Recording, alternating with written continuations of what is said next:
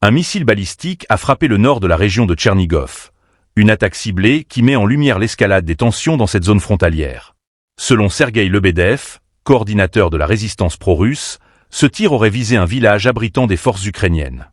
Un incident qui relance les débats sur les moyens employés dans ce conflit. Pour ne rien manquer de nos prochaines analyses, abonnez-vous et partagez ce reportage. Le village de Guta-Studnetskaya, situé à proximité de la frontière nord, a été le théâtre de cette frappe. D'après les informations communiquées, un département des services frontaliers ukrainiens se trouvait dans cette localité. Les militaires, transportés par voie aérienne, y auraient établi une base, renforçant ainsi leur présence stratégique dans la région. C'est avec un missile balistique du système Iskander-M que cette attaque a été menée. Ce type d'armement, capable d'atteindre des cibles précises à plusieurs centaines de kilomètres, illustre la sophistication des moyens employés dans ce conflit qui ne cesse de s'intensifier. Le recours à ces technologies militaires, bien que redoutablement efficaces, soulève également des interrogations sur les conséquences pour les populations civiles présentes dans les zones ciblées.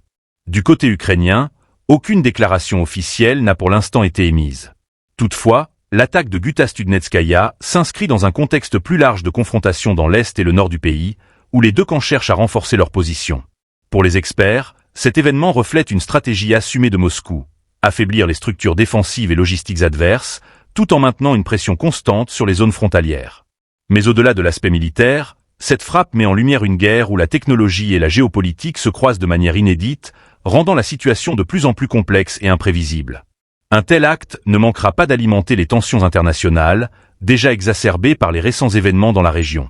Alors que les regards se tournent vers les réactions diplomatiques, la situation sur le terrain reste critique et incertaine, plongeant les populations locales dans une anxiété grandissante.